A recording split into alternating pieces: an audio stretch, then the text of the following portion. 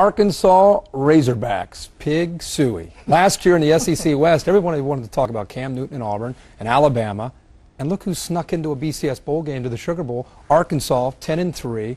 And what's crazy is even though they're losing Ryan Mallett, there's a lot of momentum being built around this team. They think they could have a better year, Robert, in 2011 than they had last year. Yeah, and when you look at the Auburn game from last year, so impressive. Tyler Wilson steps into that ball game, 323 yards in that game, 4 touchdowns, but the 2 interceptions. Obviously, got to be able to control those. But I think to step in that kind of environment and that game, and it was just such a wild ball game, and to be able to do what he did, and he has so much talent. I mean, Wright and Adams and Hamilton, you know, all the receivers that he has around him. Big Nile Davis. Wow, what a great second half of the season he had. I mean, he really did. came on and turned this offense around. But I think defensively as well, this team played a lot better than people thought last year. 36th overall total defense. Obviously, they gave up some big numbers at times.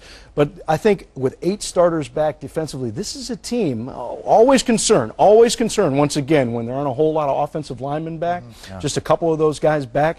But with 8 starters back defensively, I think these guys are going to be much better even defensively. So that's where I'm hanging my hat. I'm hanging my hat with the defense to allow the quarterback, whoever it ends up being, for Arkansas to come on. We know that Bobby Petrino is going to have an offense. I mean, they always do. Always. But what we're seeing now are the athletes coming out of Arkansas. Nile Davis. I mean, you're starting to see guys year in and year out go to Arkansas. Going to miss seeing the legend, Ryan Mallett. But on defense, I mean, they're going to be physical. They're going to be a physical football team. And for them to be really good and to take a chance and that next step to win the SEC, Jesse, they got to play great defense. I think in the past couple of years, Arkansas felt like they could score on anybody and just try to get a shootout in, but they couldn't necessarily stop people. They were forced to play a lot of young players that were learning a new system, that made a lot of mistakes. We've seen a lot of coverage busts coming out of Arkansas in the last couple of years, but you're right, only losing 3 starters. Bobby Petrino feels this is the fastest defense he's had, and this is a big reason why I think they feel like they can compete in the toughest division in college football in the SEC West right now. We talked about the offense earlier, and when I think about Arkansas, I think all of us do, we think about offense. No doubt. They set 48 different school or individual records last year, in large part because of Ryan Mallett. Right. It was the only offense in the country that had a 3,000-yard passer, a 1,000-yard rusher, and 5 different 600-yard receivers. And there's a lot of reasons to believe they could be better this year because of Tyler Wilson. Even though they lose DJ Williams, a tight end, to the National Football League, remember, this is Tyler Wilson's 4th year in Bobby Petrino's offense. It's the 2nd straight spring he's taken the majority of the snaps. But do you think he'll tell us how far he can throw the football? Probably the legend. No, he probably will, actually. He'll probably be honest with you. They're becoming an Arkansas. Remember that? Oh, yeah. And something that you said, sorry, Herbie, something that you said right there, the 4th year in Bobby Petrino's system, I think a lot of people had doubts. You know, is he going to be able to stick this thing out? Is he going to be, you know, obviously with what happened in Atlanta, a lot of people wondering, is he going to stick this thing out? Obviously, they've built some continuity. They have confidence in him. I think that that's how that recruiting and that program gets built, because the players outside of the program, the young players, they believe Bobby Petrino now.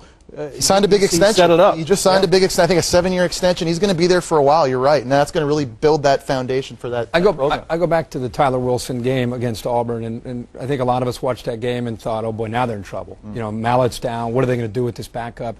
But I think sometimes you can take a little, just a little example of what he's going to do. I think he's going to become the Cam Newton in a different way, different style, obviously. But the style of play and the way Arkansas is going to be able to be maybe a surprise team. I think he'll have one of the most dominant years of any quarterback because of Bobby Petrino, the fact that he's been around this offense, he understands it. His receivers, to me, top to bottom, the best receivers in the country. And he's Jarius Wright. No, they're going to find an offensive line. So I think this offense is going to be dynamic. I think it could be one of the best in the country. I don't think it's just a foregone conclusion. They couldn't pressure the quarterback last year. Where's the pass rush going to come? Are they going to have to take chances and play tons of man, and it's either a high risk, high reward type of defense? So I don't think it's just a done deal that they're going to be a dominant defense. I love Jerry Franklin, but where's the pass rush? We'll find out, because they get a little 3-week run there: Georgia, Alabama, Texas A&M. Absolutely. And if they don't have it together in that little stretch right there, that they will be exposed. But it's the SEC. I mean, you know, every week they have to play. Well, what do you think about the schedule? Yeah, at Alabama, at LSU, Texas A&M and Arlington, very good Texas A&M team. That might as well be an SEC team. Absolutely. I mean, and they almost were. Yeah. I mean, and by the way, 3 weeks in a row, as Craig said, they're at Bama, and then they have A&M, then Auburn. I mean, it's always a gauntlet. It's a gauntlet. But you throw A&M in there, and you just wonder, they got a taste of it last year with Bobby Petrino, and now are they kind of ready to kind of take that next step? I got to tell you, consistency. Being in Texas and being with Arkansas when I played in the Southwest Conference, I don't know. There's this part of me that they have a chance to step up and really become, can they win the SEC West and play in the SEC championship game? I keep waiting for that to happen. Well, a lot of people. I think you talk about a lot of young players, especially defensively. And I go back to that Georgia game last year as well. Georgia had an opportunity late in that ball game, and that defense from Arkansas stood up, made some plays when they needed to, came up with some big stops there. You look what happened against Ohio State in the Sugar Bowl. I think that was big for this team, too. They didn't fold their tents in that game. Obviously, Coach Tressel got a little bit conservative in that second half, but I think the fact that those guys fought back, that's where you build that confidence, and that belief can be dangerous. When you have young players that are very talented, they really start to feed off of each other, and when they've played like that in a tough situation where they haven't folded, I think it says a lot about them. I think so much of this season's success will come down to the decision-making of Tyler Wilson, and it's funny, you just sparked something in my mind. I think back to 2 big losses for Arkansas last year. Losing against Alabama and that loss in the Sugar Bowl against Ohio State, there were a common denominator in each game. Bad decision-making late in the game by Ryan Mallett. Absolutely. As good as he was, Ryan Mallett did not play great late in games when games were on the line. And I think that's certainly something Tyler Wilson will have to do. But, guys, Niall Davis at running back is going to be huge. The leading rusher last year in the SEC. He had 6 straight 100-yard games at the end of the season when they went on that 6-game win streak to close out the regular season. Niall Davis can really help this offense, can really help Tyler Wilson and help them go. So I think it's a consensus. We all agree that this Arkansas team is going to score points. Yeah. I think if there's one question that not only the 4 of us have, but really I think anybody who follows the SEC West is, can this team consistently, against the big boys in the SEC, play week in and week out at a high enough level to maybe end up winning the SEC West?